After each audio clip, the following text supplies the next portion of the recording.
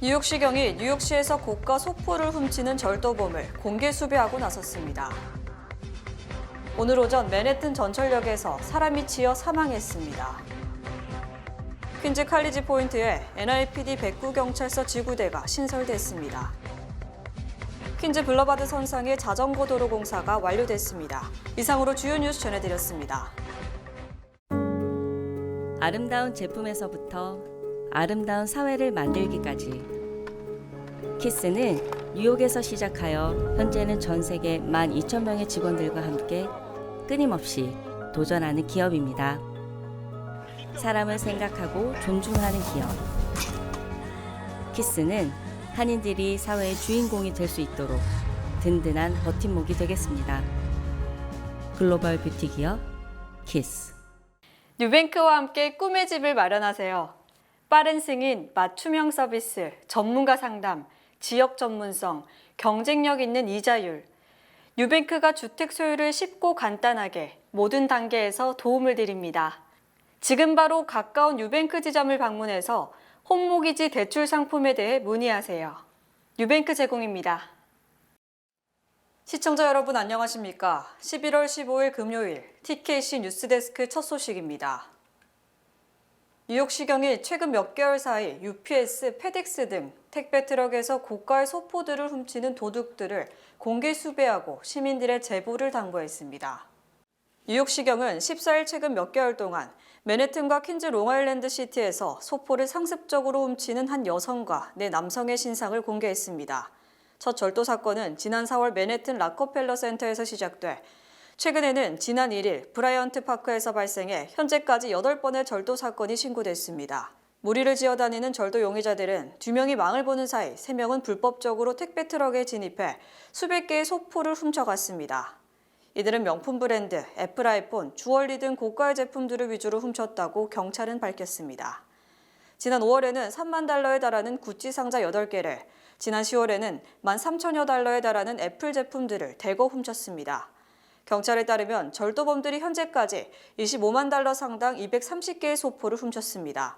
절도범들은 지난 4월 맨해튼 미드타운, 로어 이스트 사이드, 브루클린 파크 슬로브, 프로스펙트 하이츠, 퀸즈 롱아일랜드 시티 등 부촌을 위주로 배송되는 택배 차량을 범행 대상으로 삼았습니다. 오늘 오전 델란시 스트릿 전철역에서 사람이 치여 사망하는 사건이 발생했습니다. 오늘 오전 7시 45분경 역으로 진입하는 전철에 사람이 치여 사망했습니다. 이 사건으로 인해 브루클린과 맨해튼에 있는 MJX 전철 운행이 중단됐습니다. M전철은 포레스트 힐과 브로드웨이 라파예트, 미들빌리지와 머틀 애비뉴 구간이 일부 운행됐고 J와 Z 전철은 말시 애비뉴와 브로드 스트릿 구간 운행이 중단됐습니다. 또 다른 노선의 전철도 운행이 지연되는 등 많은 이용객이 불편을 겪었습니다. 한편 오늘 새벽 맨해튼 인우드 전철역에서 한 남성이 여성과 다툼을 벌이다 칼에 베이는 사고가 있었습니다. 오늘 새벽 2시경 35세 남성은 다크맨 스트릿 전철역에서 남단행 A 플랫폼에서 열차를 기다리는 중 한 여성과 말다툼이 시작됐습니다. 다툼의 내용에 대해선 현재까지 밝혀진 바 없습니다. 경찰에 따르면 여성은 당시 2명의 남성과 함께 있었고 그중 1명이 피해자 남성을 공격했습니다.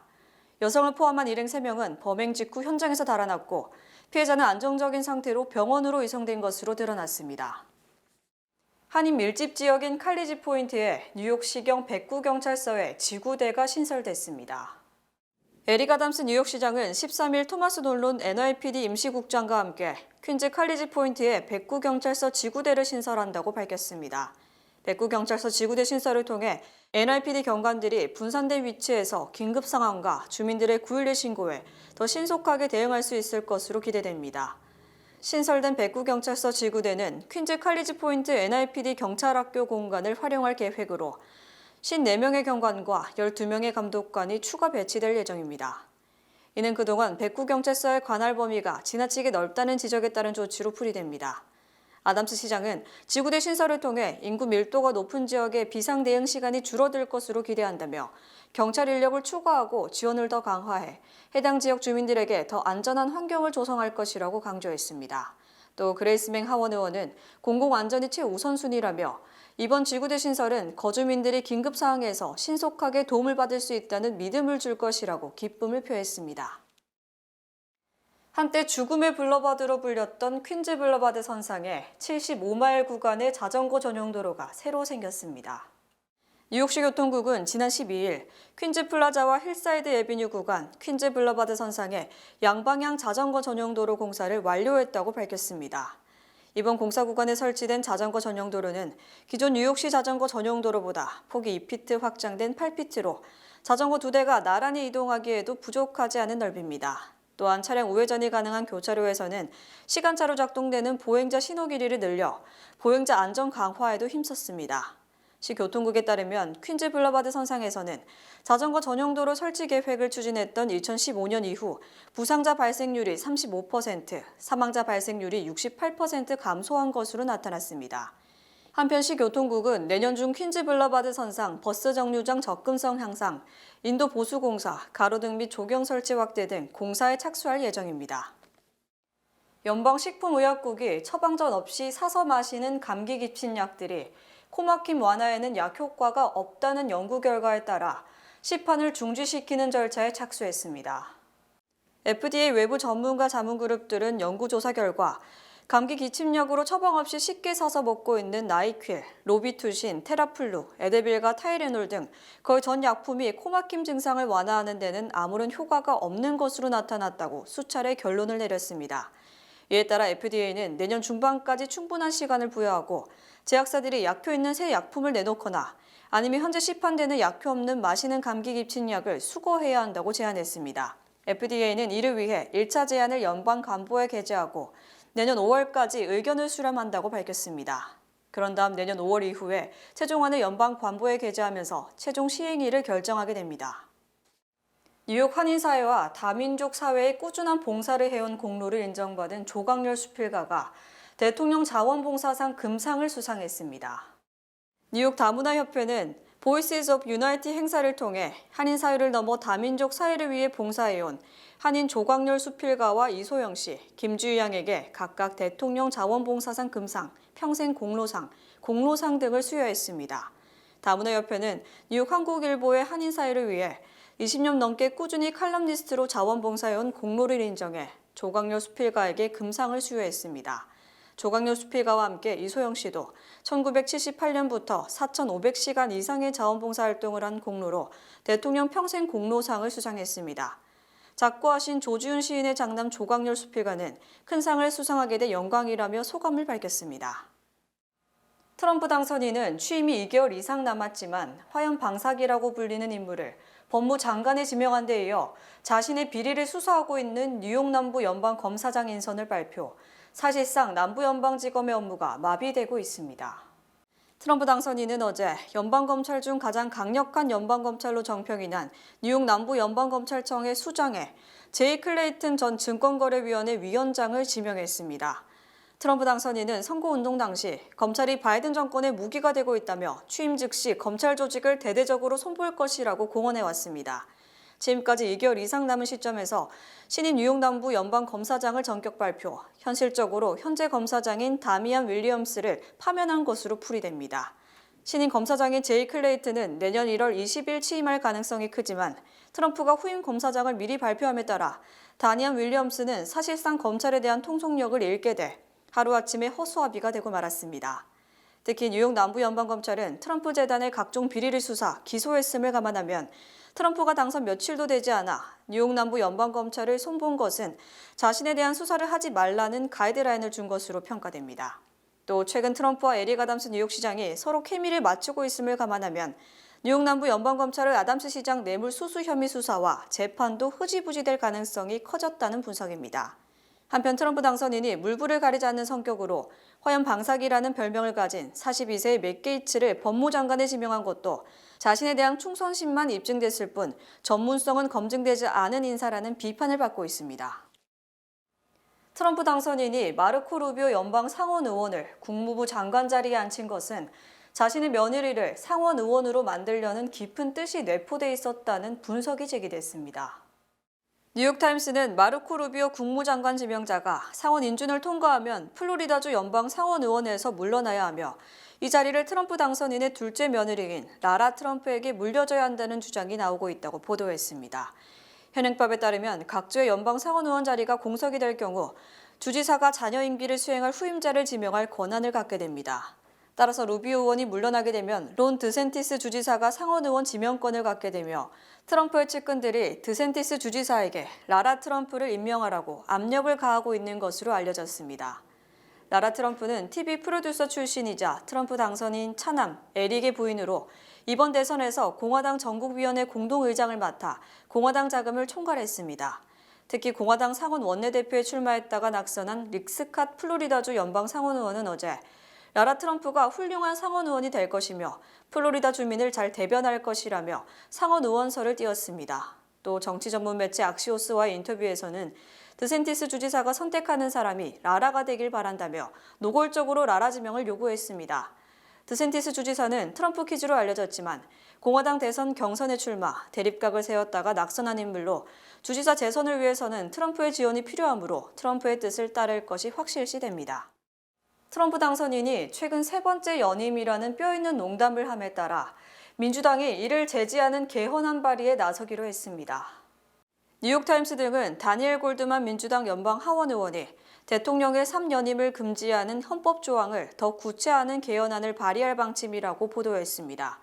지난 1947년 제정된 미국 수정헌법 22조는 대통령직은 4년씩 2번 수행할 수 있다고 규정돼 있으나 이 조항이 연속 2회인지 아니면 특정인의 평생을 통틀어 2번 이상 할 수 없는지 애매하다는 논란이 일고 있습니다.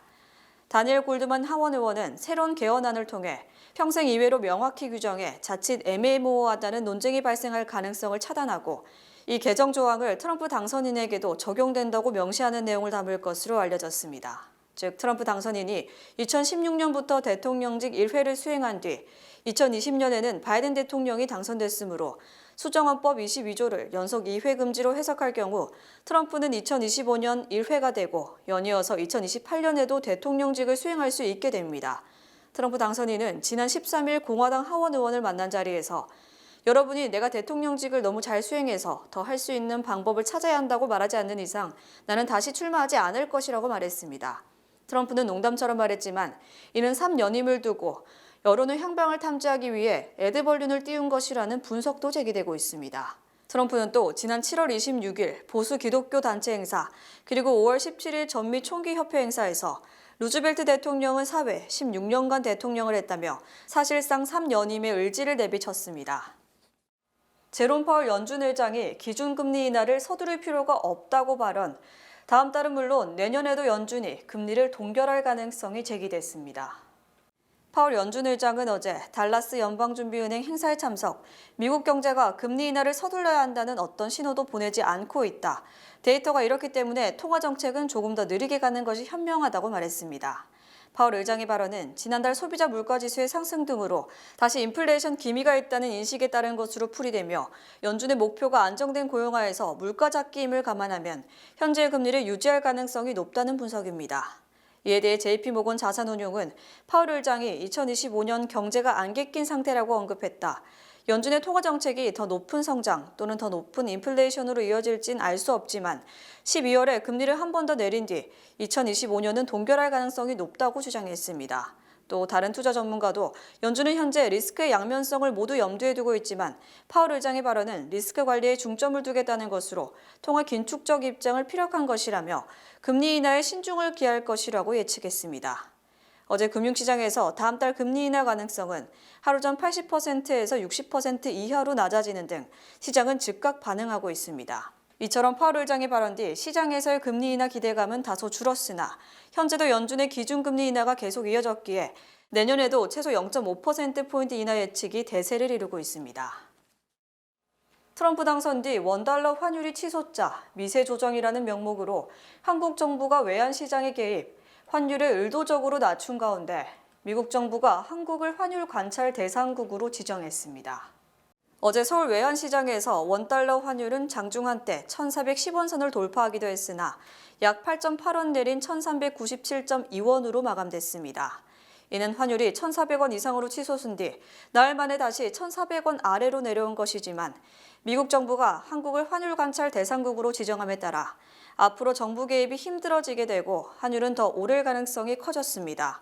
그동안 한국 정부는 미세 조정이라는 명목을 내세우며 달러를 시장에 풀기도 했으며 심지어 공개적으로 구두 개입을 함으로써 환율 조작이라는 비판을 받기도 했습니다. 이 같은 상황에서 어제 연방재무부가 의회 보고를 통해 한국을 환율 관찰 대상국으로 지정했다고 밝혔습니다. 재무부는 주요 교역 대상국의 거시경제 및 환율정책 반기 보고서에서 한국과 중국, 일본, 싱가포르, 대만, 베트남, 독일 등 7개국을 환율 관찰 대상국으로 지정했으며 이는 이들 국가가 환율 조작 혐의가 있어 집중적으로 관찰하는 것을 의미합니다. 한국은 지난 2016년 4월 환율 관찰 대상국에 지정된 뒤 2023년 11월 제외됐고 지난 6월에도 계속 제외됐지만 다시 관찰 대상국에 오른 것으로 이번에 유일하게 추가된 국가가 한국입니다. 미국 정부가 한국 정부의 환율 개입 등을 집중 감시하기로 함에 따라 앞으로 한국은 미세 조정, 구두 개입 등 원달러 환율을 의도적으로 낮추지 못할 것으로 보여 환율이 더 상승할 것으로 전망됩니다.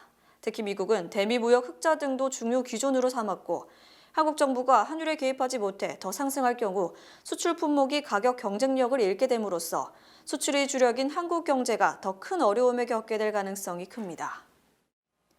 sak스 피프스 애비뉴의 연례 홀리데이 조명쇼를 이번 해에는 볼 수 없게 됐습니다. sak스 피프스 애비뉴 관계자는 매년 진행하던 홀리데이 조명쇼를 중단한다고 밝혔습니다. 관계자는 올해는 경제적으로 힘든 한 해였다며 회사의 미래를 위해 예산을 조정하기로 결정했다고 덧붙였습니다. 대신 홀리데이 창문을 우아하게 조명함으로써 홀리데이 시즌을 기념할 것이라고 말했습니다. 이 결정은 불과 몇 주 전에 이뤄진 것으로 드러났습니다. 조명서가 취소됨에 따라 이번에는 형형색색의 눈송이와 은색 할리퀸 바닥, 이색성 비닐 등으로 꾸며진 홀리데이 창문이 사람들의 눈을 즐겁게 해줄 것으로 보입니다. 한편 sak스 피프스 애비뉴 조명쇼는 2004년부터 20년간 매년 611 피프스 애비뉴 플래그십 스토어에서 11월 말부터 1월 초까지 열렸습니다. 새 드라마 열혈사제2가 이번 주 토요일 저녁 8시에 첫 방송됩니다. 열혈사제 시즌2에서는 구담구에서 발생한 사건으로 인해 김희일이 부산으로 출동하면서 일어나는 이야기로 더 커진 스케일을 보여줍니다. 국내 최대 마약 카르텔을 수사하기 위해 신 구벤저스가 마주할 초대형 사건들의 항형과 어메이징한 액션, 화려한 볼거리가 더욱더 스펙터클한 이야기를 탄생시켜 흥미를 높입니다. 더불어 사건을 풀어가며 벌어질 빵빵 터지는 코믹과 환장의 티키타카는 답답한 속을 뻥 뚫어줄 사이다 샤워를 안기며 극강의 짜릿함을 선물할 예정입니다. 열혈사제 감독은 이번 시즌도 첫 회부터 여러분들을 빵빵 터지게 할 것이다. 또 그 안에 담긴 통쾌하면서도 이 사회에 던지는 열혈사제만의 메시지들을 중심으로 지켜봐달라는 뜻깊은 한마디를 남겼습니다. 미주 최대 한인은행에서 이제 아시아계를 대표하는 은행으로 도약하는 희망을 설계하는 전문가들의 은행 Bankers, Experts, Neighbors 뱅크 오브 호프가 지원합니다. 주요 단신 전해드립니다. 뉴저지주와 맨해튼에 있는 패스트트레인 할인 대상에 내년 여름부터 장애인도 포함하는 방안이 검토 중입니다. 이는 크레딧카드나 스마트폰 터치 등으로 결제할 수 있는 TAPP 시스템의 적용 대상이 늘어난 데 따른 조치로 빠르면 내년 봄 신청을 목표로 합니다. MBC 방송은 트럼프 2기 행정부 인사들이 미국 각지에 위치한 불법 이민자 구금시설 수용 정원을 2배로 늘릴 계획이라고 보도했습니다. 이민 세관 단속국의 대규모 단속 작전을 앞두고 수용시설부터 미리 확충하겠다는 취지로 보입니다. FBI가 가상화폐 기반 세계 최대 베팅 사이트 폴리마켓의 최고 경영자에 대해 강제 수사에 나섰습니다. 폴리마켓은 이번 대선에서 줄곧 도널드 트럼프 당선인의 승리를 예측해왔던 사이트로 대선에서 진 조 바이든 행정부의 안가품이라며 정치 보복 의혹을 제기했습니다.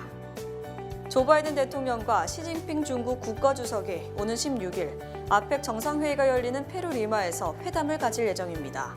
두 정상의 만남은 이번이 세 번째이며 바이든 대통령 퇴임 전 마지막 회담이 될 것으로 예상됩니다. 유럽연합 집행위원회가 페이스북의 모기업 메타에 반독점법 위반을 이유로 7억 9,772만 유로 과징금 폭탄을 부과했습니다. 세계 최대 편의점 체인 세븐일레븐을 운영하는 세븐앤아이가 캐나다 경쟁사 알리멘테이션 큐스타드에 인수되는 대신 창업자 가문 아들인 이토준로 부사장으로부터 인수 제안을 받았습니다. 파리의 노트르담 대성당이 2019년 4월 화재 이후 5년여 만에 재개관합니다. 노트르담 대성당은 2019년 4월 15일 보수공사 도중 원인 미상의 불이 나 높이 96m의 첨탑이 무너지고 목조 지붕이 대부분 소실된 바 있습니다. 사회관계망 서비스 플랫폼인 블루스카이가 미국 대선이 치러진 지난 5일 이후 일주일 만에 신규 가입자 70만 명을 확보하는 등 미국에서 뜻밖의 상승세를 타고 있습니다. X 이용자 일부가 극우 게시물, 가짜뉴스 등에 지친 나머지 디지털 이주를 감행한 것으로 풀이됩니다. 날씨 전해드립니다. 토요일인 내일은 화창하겠습니다. 낮 최고 기온은 62도, 최저 기온은 45도입니다. 해 뜨는 시간은 6시 45분, 해 지는 시간은 4시 36분입니다. 이상으로 주간 날씨와 세계 날씨 전해드립니다.